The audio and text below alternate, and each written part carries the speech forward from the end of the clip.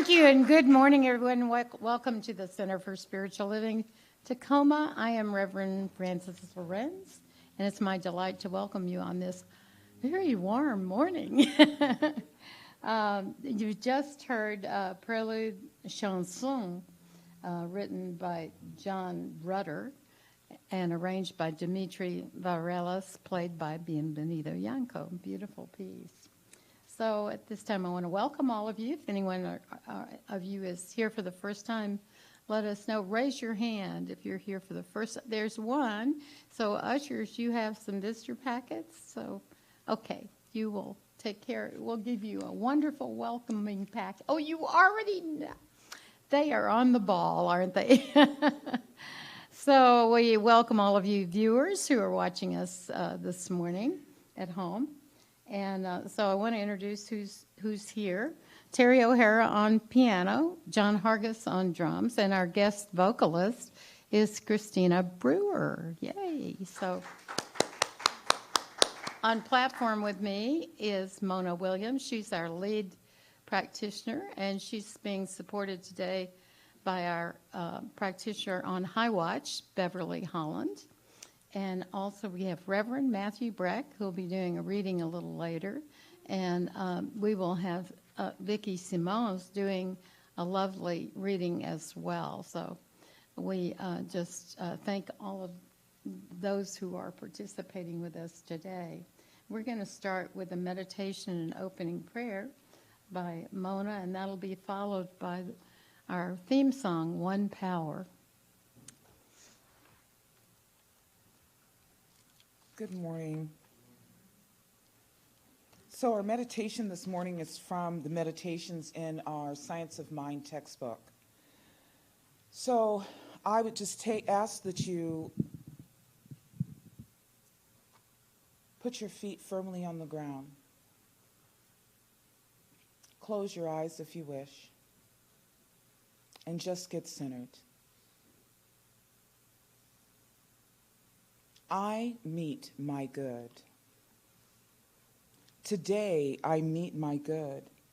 It knows me and will not let me depart from it. My good is at hand, and I cannot be robbed of it. Good is forever expressing itself to me and mine. I can even see and hear and feel the all good in and around me. It presses itself against me and fills me with a great surge of life. And the mantra is, my good is at hand. So let's just take that mantra, my good is at hand.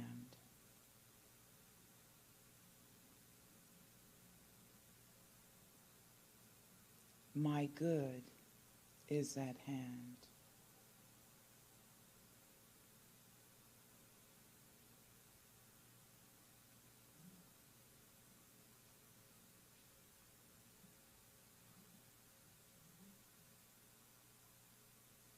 My good is at hand.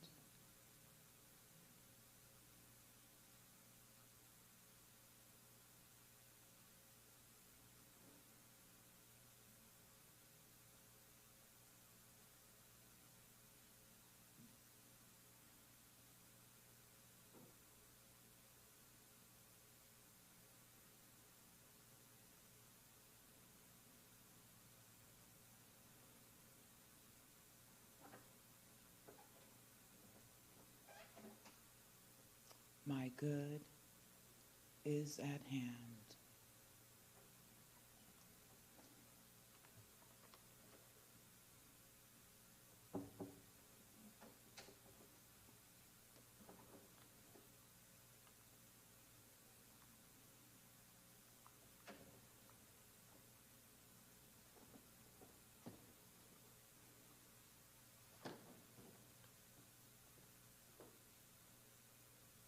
My good presses against me and fills me with a great surge of life. My good is at hand. And as we come back to the room, recognizing that your good is with you, all that you desire is the good. So right here and right now, I know there is a power and a presence that is greater than me. There is a power, a life, and that life is God. There is a mind that knows the answers to all questions, and that mind is the mind of God, and I am living the life of God and using the mind of God and fully empowered with the power of God right here and right now. And as I know this truth for myself, I know this truth for each person that is within the sound of my voice. I know this truth for the world, regardless of appearances. God is and I am. And so right here and right now, I declare that this day, this glorious, beautiful, warm day, is the day that God has made. Let us rejoice and be glad. I'm knowing right here and right now that love is in the presence right here and right now, that is flowing through me, that is flowing through each and every person. I know that joy and peace and harmony and understanding and forgiveness all work together to make a wonderful presentation of God that lives in, as, and through me, and in, as, and through each person. I know that a healing has taken place. Whatever it may be, it's done. I know that all I need to do is ask. Ask God, and God says yes. And I open myself up to hear God's loving guidance. And I say, thank you, God. Thank you for this day. Thank you for Rev.Frances, for CSL Tacoma. Thank you for the musicians. Thank you for the practitioners. Thank you for each person that is here. Thank you for life itself. I thank you for all of this and so much more. And so now I release my word, knowing that my word will not return to me void, knowing that it is already done. I say thank you again, and I anchor this truth by saying, and so it is.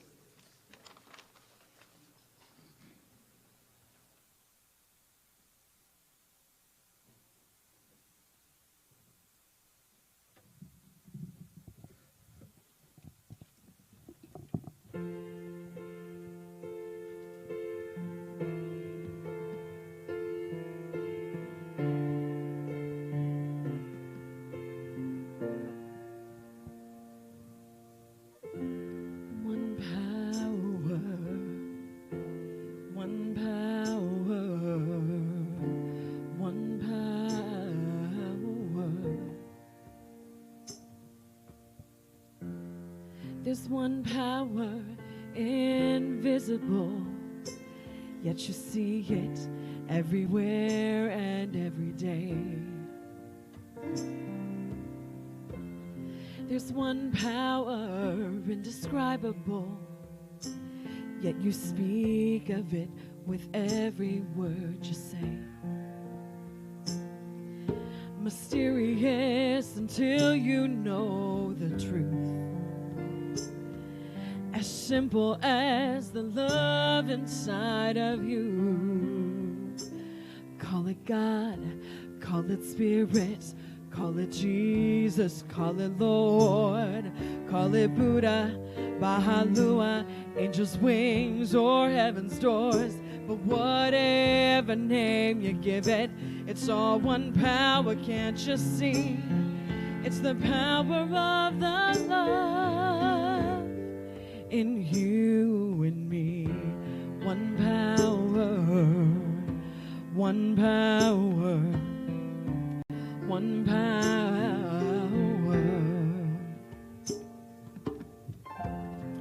We speak so many languages, different clothing, different colors, different names.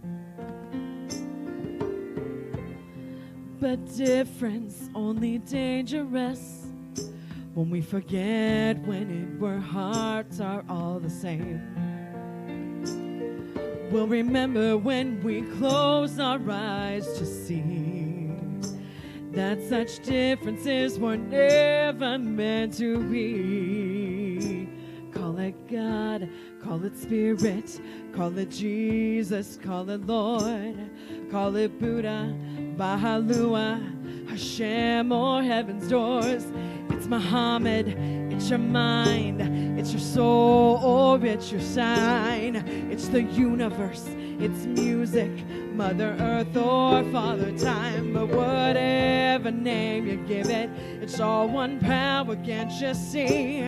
Whatever name you give it, it's the very air we breathe. It's the power of the love in you and me.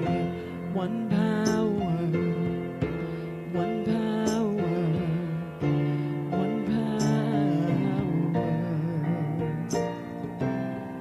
It's one power, it's one power, one power.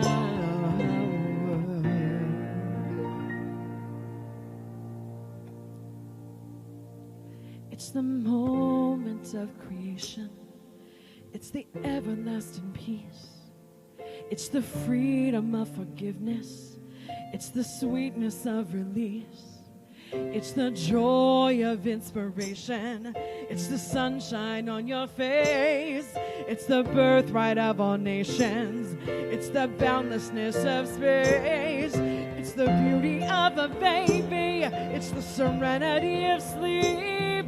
It's the anger that we abandon for its love that is most deep. It's one power, one power, one power.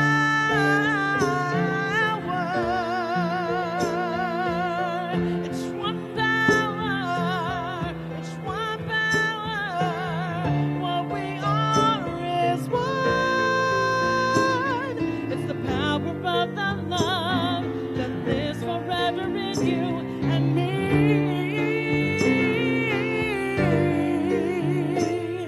It's the power of the love in you and me.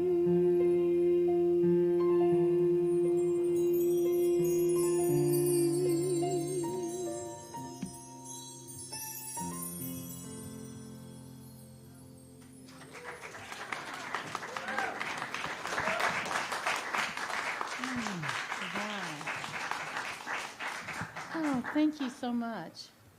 So earlier this week, a very momentous thing happened, and Vicki Simonis wrote me a note and said she was so moved by it, she would like to, and I said, well, please prepare something for us. So here's the momentous event that is so significant, I think. It's just the beginning of what needs to happen in our country. So, thank you, Vicki. Thank you, Frances. So this is about a journey toward wholeness. This journey begins by taking personal responsibility. It requires humility, honesty, and the acceptance of one's own flaws, wounds, perceptions, and projections. And in this instance that Frances has referred to, it required the acknowledgement of the errors of a global institution. And it required the kind of humility that is seldom mirrored in our politicized and dualistic world of us and the other. And when it was witnessed, it was profound. This month, Pope Francis made a pilgrimage of penance to Canada. There he apologized to Canada's Native people on their land for the role of the Roman Catholic Church in the forced, abusive cultural assimilation of more than 150,000 Indigenous children and the deaths of hundreds, perhaps thousands, at church-sponsored schools for over 100 years. This happened between 1881 and 1996, when the last of the schools was finally closed. That's just 26 years ago.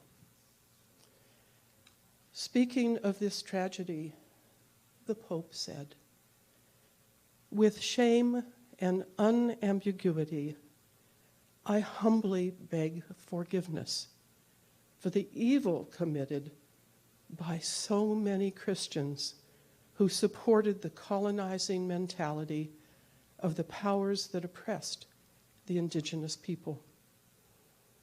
He went on to say, "I ask forgiveness, in particular for the ways in which members of the church and of religious communities cooperated, not least through their indifference, in projects of cultural destruction and forced assimilation by the governments of that time, which culminated in the system of residential schools."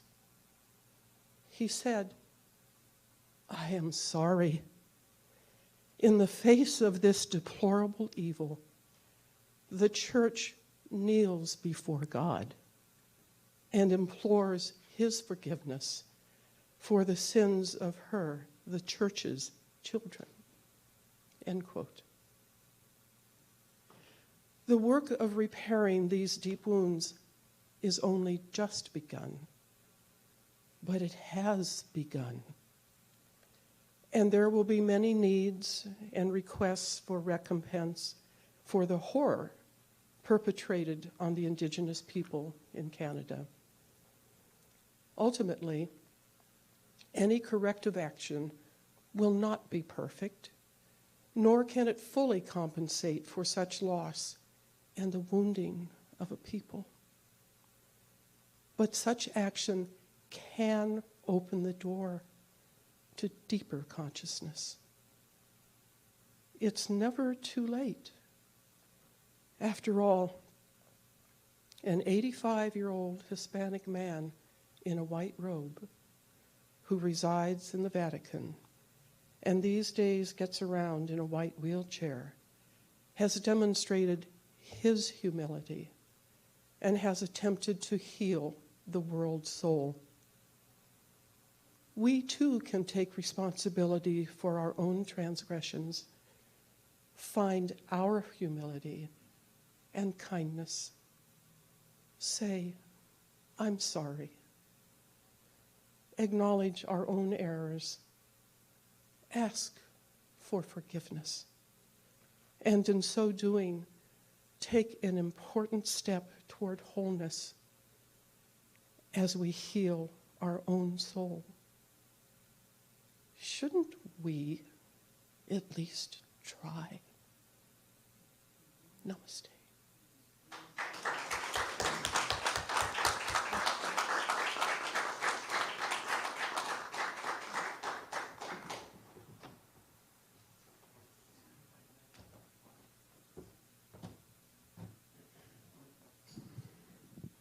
Good morning. So nice to see all of you again. What a beautiful day. Thank you for that, Vicki. I get to follow that with a reading. That's a hard one to follow. So I invite you to just take a deep breath with me and open your mind and your heart and allow these beautiful words of Ernest Holmes to resonate for you this morning. Let us use an illustration. Let us think of a tunnel, one end of which is out in the open, where there are fertile valleys, glorious sunshine, verdant vegetation. There is song, laughter, happiness, peace, and joy. Let us call this the valley of contentment. let us also call it the kingdom of God. You are at the other end of this tunnel in a deep, dark cavern, overlooking a desert through which no refreshing streams flow. Somehow your attention has been drawn to the open end of this tunnel with a curiosity that you did not put in your mind. You wish to investigate where this tunnel leads. What is at the other end of it? You peer into the tunnel. At first it seems dark, but occasionally a shaft of light shines through it, and you catch a vision of the other side. You have a great longing to walk through this tunnel to leave behind the dismal scene of discontent and unhappiness, and to enter into the joy that your brief glimpse has promised.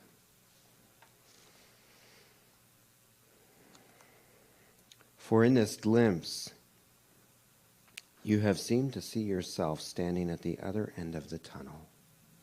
Perhaps in this momentary vision, you seem to have seen your own spirit. It seems as though something says, yes, this is myself. How am I going to unite myself with myself? Then darkness closes in. Your vision has vanished. It must have been an illusion. Now there are two voices that seem to be talking to you. One voice says, you are following a mirage, an illusion. There is nothing real but this end of the tunnel. Accept things as they are. Make the best of them. Be happy as you can be, but do not hope. This is the voice of despair. The other voice is saying, do not be afraid. Your vision is true. Enter the tunnel and walk through. Your vision is true. Enter the tunnel and walk through. There is nothing solid in it. That which obstructs your passage is vapor, the vapor of unbelief. It is dense only with the darkness of doubt. It is filled with the thoughts of the ages. There is a lamp within you already lighted. As you walk through the tunnel, the darkness will disappear because of this light. You will find the other half of yourself, and you will discover that this tunnel is your own mind. This is the picture of yourself, your efforts, your hopes, your longings, your inspirations and doubts, your fears, and your faiths. It's by Ernest Holmes.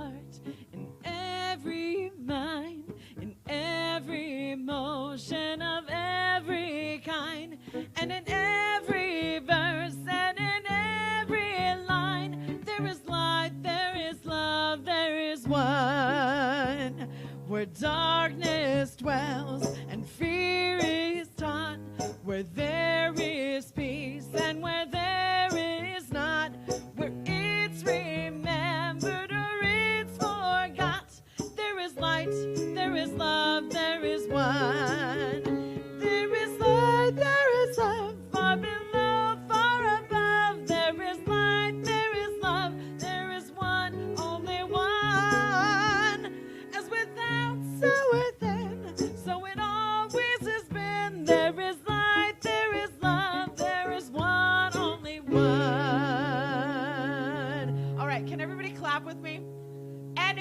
standing up. If it makes you feel like moving, this one kind of makes me feel like moving. So, okay, here we go. In every heart, in every mind, in every emotion of every kind, and in every verse, and in every line, there is light, there is love, there is one. Where darkness dwells and fear is taught, where there is peace and where there is none, where it's remembered or it's forgot, there is light, there is love, there is one. There is light, there is love, far below, far above. There is light, there is love, there is one, only one. As within, so within, so it always has been. There is light, there is love, there is one, only one. In every heart, in every mind, in every emotion of every kind, and in every verse, and in every line, there is light, there is love, there is one. Where darkness dwells, where fear is taught, where there is peace and where there is none, where it's remembered or it's forgot, there is light, there is love, only one.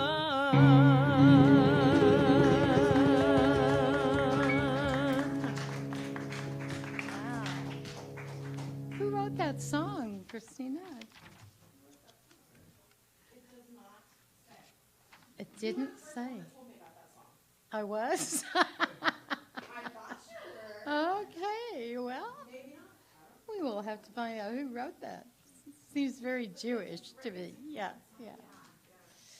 So today's message is Living Everyday Wonder. We've been having this series of messages on relationships, and so to conclude July, this message is called The One and Only, or Illuminated with Immensity. And so no matter what the relationship is, it has to be a relationship with God, since God is all there is. So since there's only God, the way we relate to each other, to ourselves, to the world, and with the universal power, it's all interrelated. We can't claim to love God while hating ourselves. We can't declare that it's a just and equitable universe while treating others, as we heard from Vicki, people, animals, the earth unjustly and inequitably. This month is an invitation to anchor in the spiritual practice of engaged relationships. The suggested science of mind point of view is that by spirituality we mean a constructive atmosphere of goodness, truth, beauty, harmony, and reality. Many years ago at the University of Creation Spirituality, which was founded by Matthew Fox, I took a course with poet and psychologist Anita Barrows, and she's received acclaim as a translator of Rainer Maria Rilke's poetry. But in her class, her first assignment to us was to take a very tiny poem by Giuseppe Ungaretti and ask us to interpret it. And here are the two lines.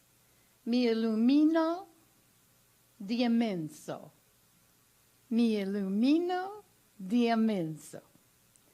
And so I illuminate myself with immensity, or I illuminate myself with the immense. These lines filled me with a sense of the immensity of life, of the whole universe, of the cosmos. And it's about the power of the recognition of a higher reality. It implies that the illumination process is in collaboration greater than the self. So what is illumination? It's the light in the mind, the word made flesh, the integration of heaven and earth. And that's the definition from Marianne Williamson from her book, Illuminata. When the mind embraces its source, it becomes illuminated. And one of our purposes in life is to return to the living light, which casts out darkness of all our miscreations and mistakes. Light cracks open the arrogant mind, and illumination lifts us from the lies of the world by helping us detach from them. I prefer the Italian mi illumino di immenso because it has this beautiful lilting quality. Italian is that way. Perfect balance between the two lines of the poem that's not reflected in the English translation. I feel like immensity is accessible, easy, not complex or remote. The simple lines suggest a childlike beingness that is without guile or difficulty. I am illuminated with immensity. This translation suggests we have a transpersonal state of being that's guided by immensity or a greater presence, or what is sometimes called nafsha, higher self, spirit. It's that mystery, the whole of consciousness that includes the cosmos. Both Emerson and Carl Jung recognized that within ourselves lie all the glory, power, and darkness of the universe. We are filled with conflicting fragments, and some of our inner desires and impulses work against one another. But sometimes we're aware of these eternal wars, and sometimes not. Nevertheless, immensity exists, an underworld of lost selves that stand in search of integration and wholeness. So part of our birthright is to discover our God self, that inner divinity that we know as the immensity of universal wholeness that lies at our core. And if we ignore this powerful and loving core, if we ignore it, we'll never reach wholeness. And that immensity is wholeness itself, the central self that draws all of our other selves into a healing embrace. It's because the one mind expresses at innumerable individualized points in the creative consciousness of an absolute that always remains one. It always remains one undivided and indivisible unity. So the mind of God is the creative mind of the universe and flows through us. So our thoughts, in turn, are creative. There is but one mind, and we use it. And the laws of nature are universal. But the idea of oneness and the immensity of God is not a philosophy of absorption. We're not absorbed by this universal self to the loss of our spiritual individuality. We're just immersed in immensity. All deep spiritual thinkers have observed that whenever human will is detached from the source of power, it goes out on its own and becomes exhausted. But when the individual links up with universal harmony, it becomes a proclamation of harmony, now one with the universe. And God is personal to each one of us. Life can only do for us what it can do through us. So as an artist, I may interpret a scene in the light of my own consciousness. Maybe I'll put some seagulls in the sky or a boat on the beach. But through it all, I want to create a sense of calm and beauty. How can we reach this immensity? How can we do that? We have to first make an intention and a commitment to reach the greatness of the immensity. We have to understand that our purpose in life is not to achieve or acquire, but to become healed, complete, and whole. And for all achievement will result from who we are, more from what we do. As Jesus understood, nothing's more powerful than an integrated being resting in wholeness. Jesus knew this key to immensity when he wrote in the Gospel of Thomas, "If you bring forth what is within you, what you bring forth will save you. If you do not bring forth what is within you, what you do not bring forth will destroy you." Only through each individual can illumination happen. Only through us can spirit come to its own fruition. So our little existence is not so little. It carries profound value. Our personal existence has an immensity. Therefore, by the same token, it carries infinite responsibility, as Vicki talked about. We are responsible for awakening to the immensity. We're responsible for spiritual self-realization. And our life has to be lived with dedication and compassion. We have to engage our higher evolution. In 2 Corinthians 4:18, it says, "We look not at the things that are seen, but at the things that are not seen. For the things that are seen are temporal, and the things that are not seen are eternal." And we remember there's no such thing as personal achievement. There's only the personal direction of life that arrives at an achievement. The eternal things come from God. The immensity comes from God. But we are illuminated by this immensity. It was the holidays back in 2001, and I had purchased a bouquet of a dozen perfect peach-colored roses at Thriftway. It replaced my Christmas tree, which had dried out before the new year came. And when dismantled, the down tree left this vacuum in my living room. And now I gaze on a single, at that time, I gazed on a single rose and followed the fold of the petals into mysterious folds deeply hidden from my eyes that intrigued and enticed me to enter in. Each day that rose expanded until at the time it was in full bloom. And I was stunned by the beauty of it, and that this richness was mine. And I felt great joy, all from a trip to Thriftway before the new year could come. So I wrote a poem in this poetry class about that experience, and here it is. A search on makeshift plots across from Thriftway yielded me a noble fir this year, which did not last. I decorated it gaudily to celebrate the holiday repast. But no water, many winter fires dried its needles fast. Before the New Year's Day came, and I felt no desire to take it down so soon, but it did, lest it catch fire. The living room arrested me like blank stares of deer. Glassy, bleak, my stunned corner had nothing to say. Another search down aisles near Bread's at Thriftway yielded some bouquets of peach roses in a pail. I gladly snatched beauty up.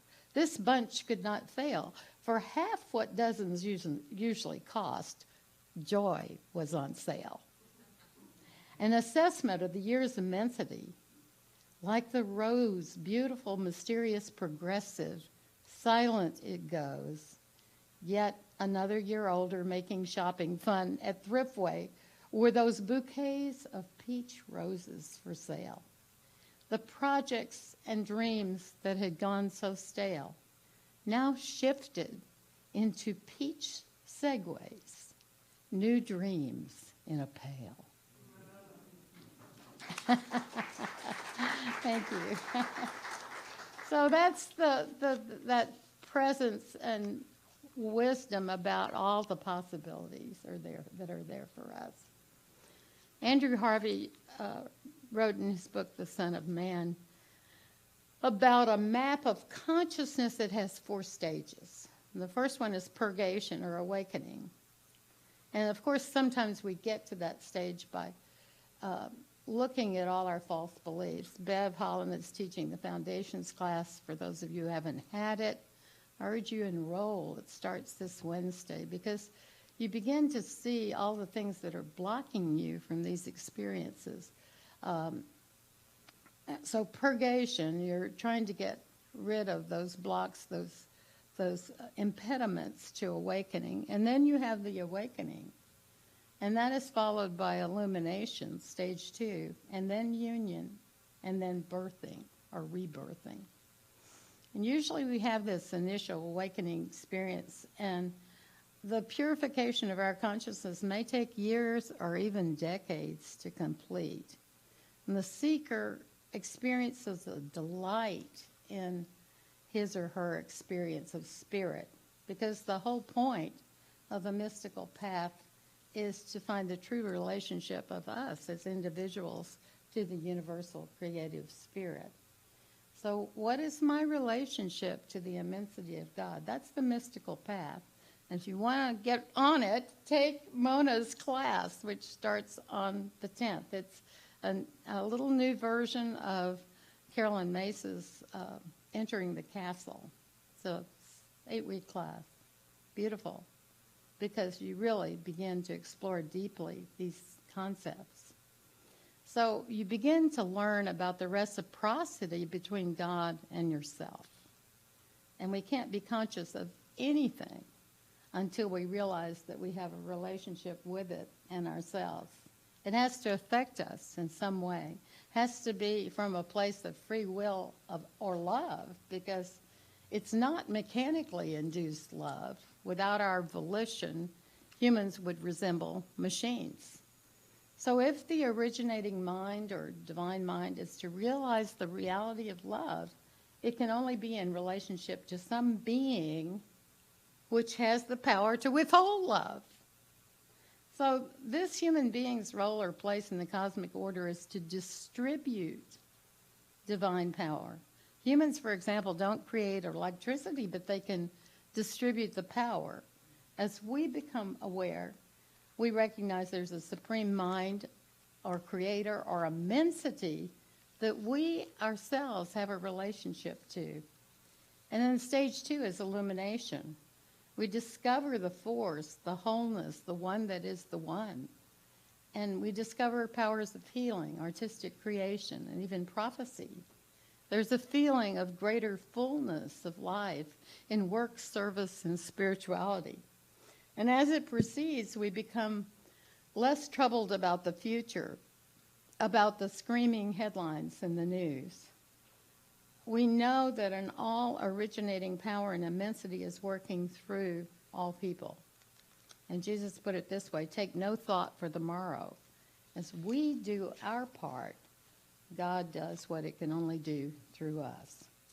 And it sometimes involves the dark night of the soul as we strip down aspects of our ego. And then the next stage is union or sacred marriage. This represents our union with the beloved, the beginning of an endless life of love. And once this happens, the individual moves into a new order. And the best way to do this is along the lines of least resistance, or where we're using the talents we already have. That's the line of least resistance. When we begin to work in harmony with our own aspirations and creative intentions, we are the most effective distributing centers for divine energy. So it's really finding your gifts and your talents and expressing them, and then being open to guidance. We're able to receive divine guidance because we're seeking it. We receive it in a way that doesn't diminish our free will or dwarf our powers. And the last stage is birthing. The Jesus story didn't end in resurrection, but shows him ascending and descending again. A person who reaches this level begins to truly co-create. There are stages of consciousness where we distribute the perfect livingness of spirit, and it's expressed through a renewed mode of consciousness. So in our old view, life was the supreme physical fact. And now we know that life is more than this, but includes the physical realm as one part of its manifestation. And the truth of the creative process is that originating life is not physical, but originates in consciousness. As we begin to get this idea of the great forming power of God, we can look to God to give form to our thoughts and feelings. How do we let this happen? How do we let Spirit mold our thoughts and feelings? We have to attain to a receptive mental attitude to create that bridge. And this attitude is really what some writers call the divine feminine, which has to correspond to a divine masculine principle for a mystical marriage to happen. Over a year ago, Mario and I bought an auction item at the Puget Sound Pet Food Bank, which originated here.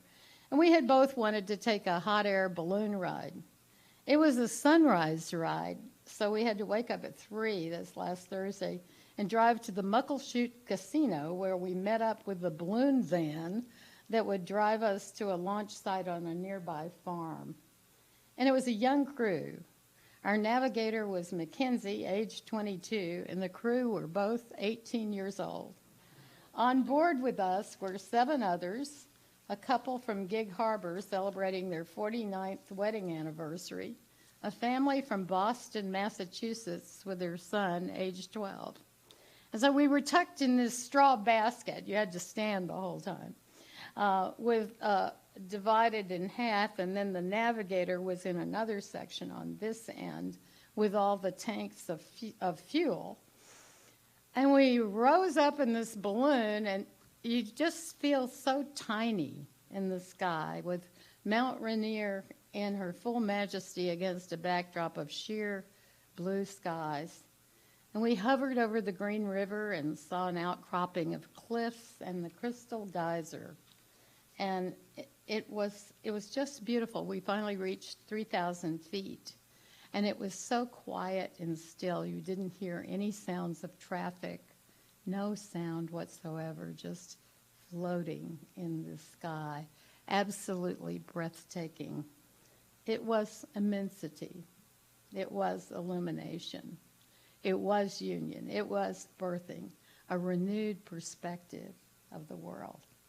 So we enlarge our consciousness, and a birthing and forming power takes place.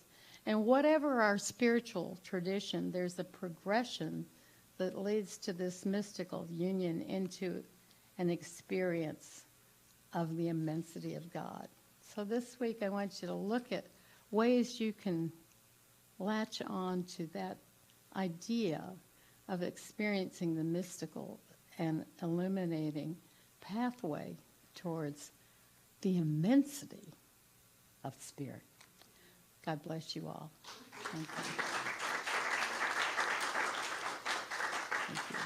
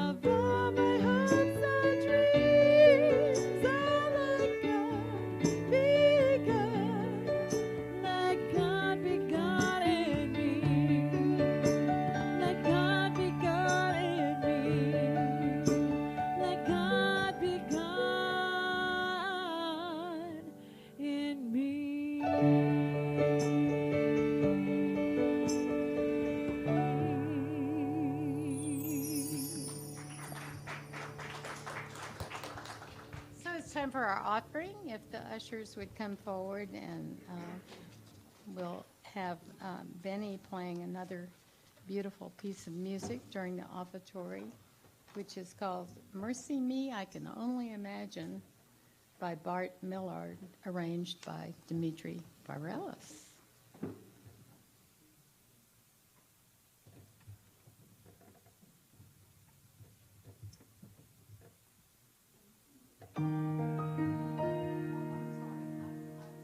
Forgetting my script.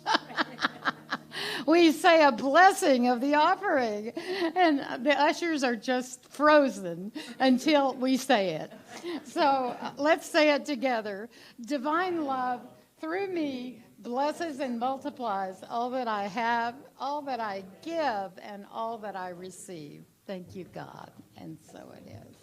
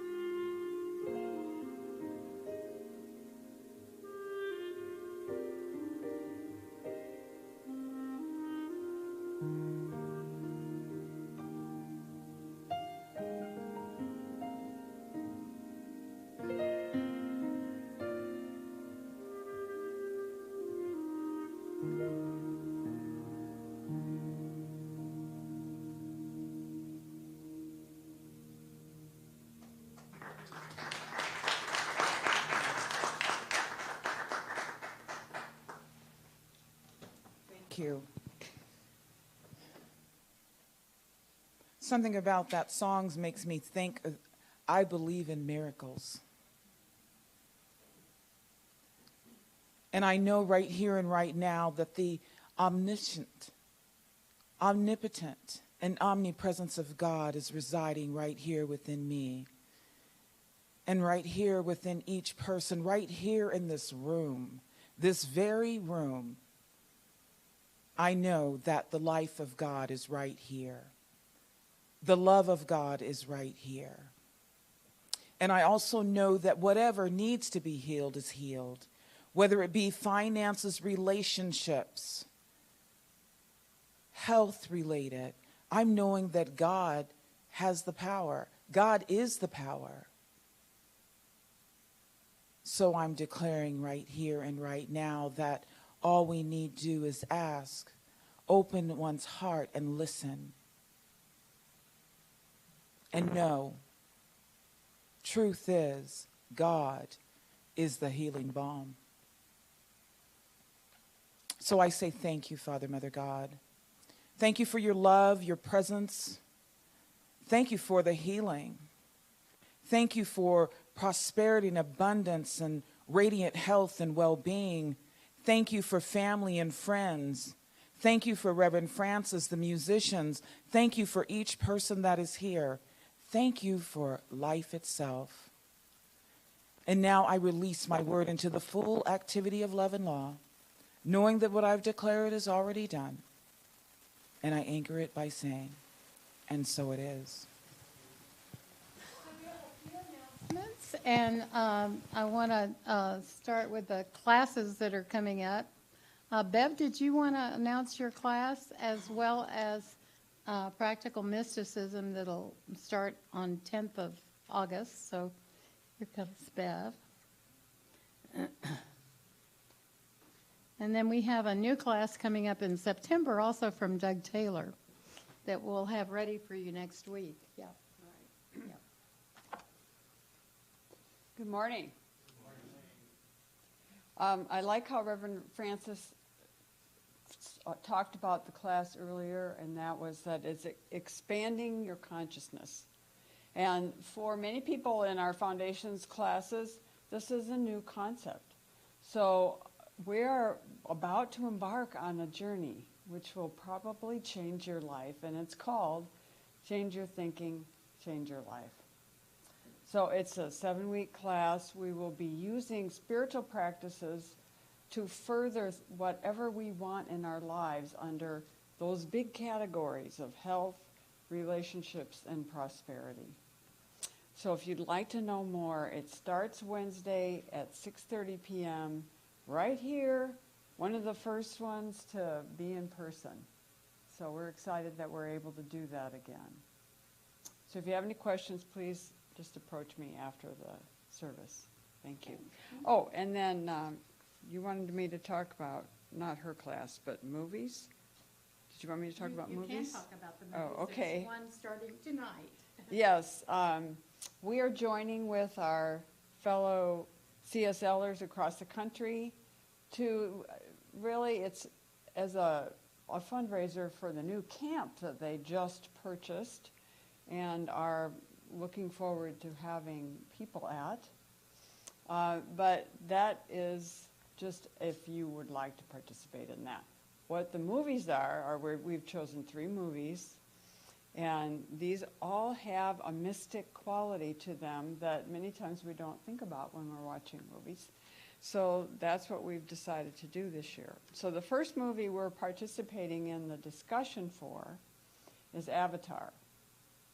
And Justin Arbuthnot is not here right now, but he is hosting the viewing of that movie at his clubhouse in University Place. So if anybody wants to know about that, just go online. It's free. Right, Leslie, if they went online today, or they could still sign up? Sure. It's tonight at 5 o'clock. Right. Yeah. That's tonight for watching the movie, and then the discussion for that movie will be next Friday here at the center at 6 o'clock, I think. 6 o'clock. Okay. It's about an hour and a half, 2-hour discussion. So like I said, it's free. We will be doing a love offering for the camp. And then if you look in your program or online, you can see the dates for the next 2 movies, and that will be, the second one is Hamilton, and we'll all be watching that on our own, or with, you can invite people to your own house for things. And that will be at 6 o'clock on the 12th, the discussion, and then the 19th will be 6 o'clock, and that will be for the Da Vinci Code, and that will be back at Da Vinci's. Justin would like that. Back at Justin's Community Center that evening. So, lots going on. Pardon?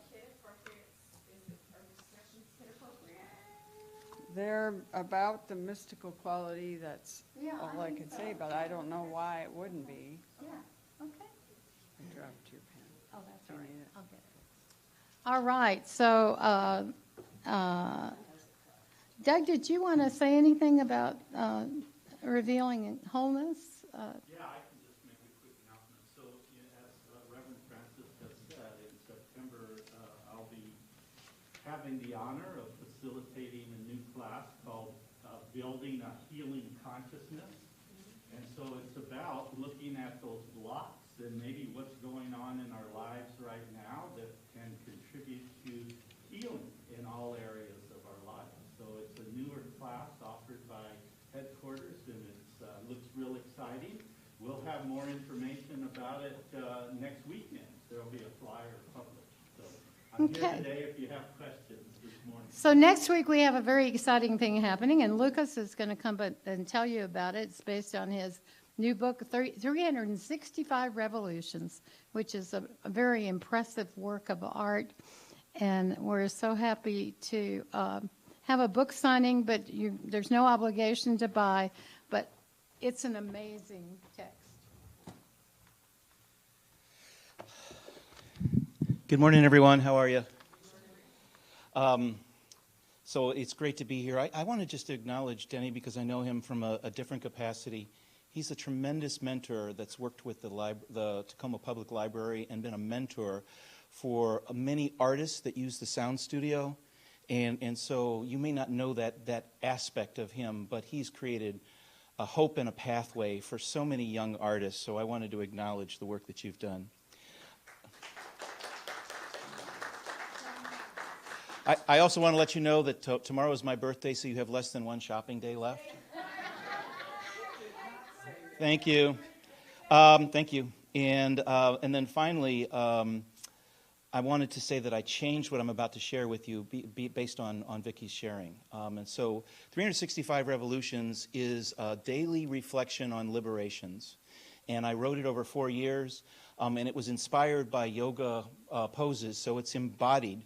The pose is as an embodied. And if you're interested in the book, I brought a copy of the book that you can take a look at, after the service. But this piece is inspired by Eye of the Needle.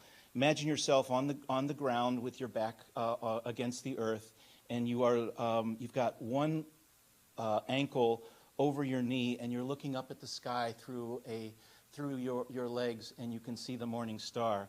And to me, the morning star represents the truth that we have not necessarily always seen. And just to add to what Vicki has shared, the Puyallup Tribe of Indians has done its own measure of suffering, along with Salish people, through the Cushman Indian School and the Cushman Indian Hospital. They made a presentation in Lashitsi that illuminated me. And so they are still dealing with the traumas, the generational traumas right in our own backyard on Puyallup land. And so this was inspired by all of those stories, including what the Pope offered apology for, and the need to move beyond apology towards reconciliation. Apology is great, but it has to be followed by action. So here's what I have, and this is in the voice of indigenous voice. We are the people who reach for the eye of the dawn though you forced our welted backs onto boarding school beds. We kept our tongues deep in our throats where you could not hear the language swimming there, They tried to bury the ability of Native people to speak their own language. That's why I put that line in there. We made our thighs strong by pulling the morning toward them. We tucked our bodies into a survival knot that you could not untwist. We stretched our fingers toward the fire, and this light threads now the narrow open spaces like summer on dead winter ground. The occupation stories are coming to their feet. We have stretched them ready until we strike the earth like hided sticks and bring a rising. So I welcome you next week on Sunday. I will be joined by Bill Berry, who plays a beautiful upright bass, and we'll do a combination of live reading with music, bassist music accompanied by the words. It should be about a 40 to 50-minute concert, and as Frances said, it's free. And if you're interested in the book, great. If not, just enjoy the performance, and I'll see you next week. 1 p.m. next week. And that's after a potluck, so don't forget to bring a potluck next week. That would be great. Yes. Yes, and then we have a little bit to say about the class Practical Mysticism by the instructor, who's Mona Williams. So, Practical Mysticism, Carolyn Mace, what Bev said, from taking that place of consciousness, then what we do is we enter a castle, and the castle is you. And we're going to go through rooms, and it's an opportunity to reveal who it is. What are those gremlins that sit inside of us that we don't want to bring to the surface or haven't brought to the surface and act on, and not realizing that we're acting on those. But it's a time to go in, retrospective, acknowledge and heal, and fill your body with love. And so that you can illuminate your light in everything that you do. And so it is an 8-week class. And it's just a meditative class, a meditative process that you use your creativity and it go into your soul and really recognize who the true you is. And that's the class, Practical Mysticism.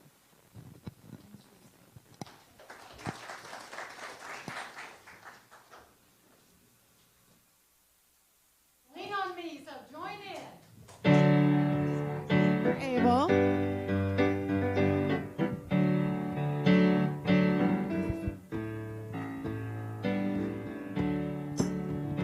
Please rise as you are able.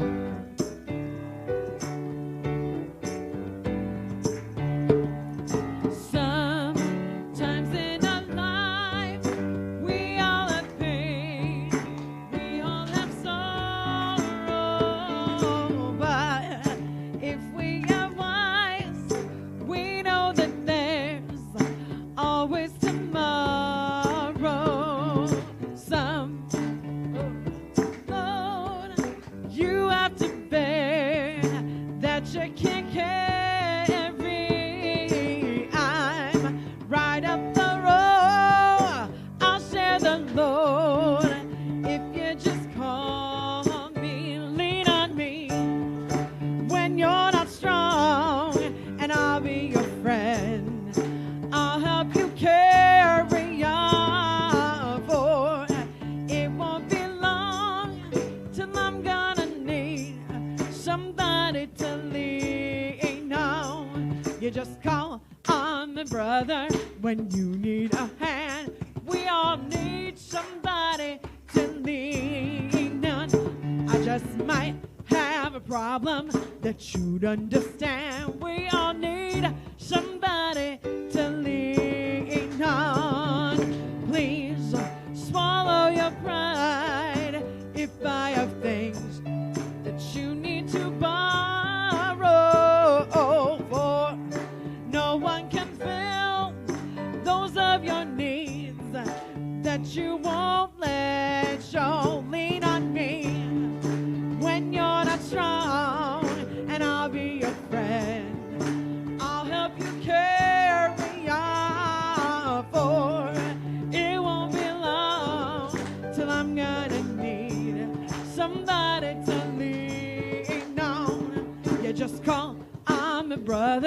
when you need a hand. We all need somebody to lean on. I just might have a problem that you'd understand. We all need somebody to lean on.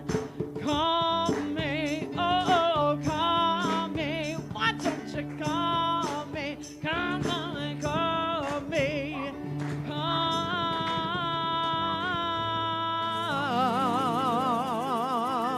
me.